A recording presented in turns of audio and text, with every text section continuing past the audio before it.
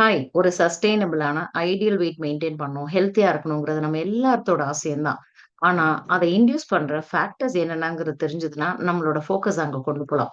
First one நம்மளோட diet. Second one நம்மளோட resting pattern. Third one exercise oriented life style pattern.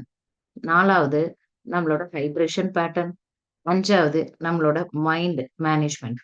இந்த 5 விஷயத்துலயுமே நம்மளோட focus கொண்டு போணும். இதோட குவாலிட்டிய 5 இடத்துலயுமே நீங்க செக் பண்ணிட்டே இருக்கணும்.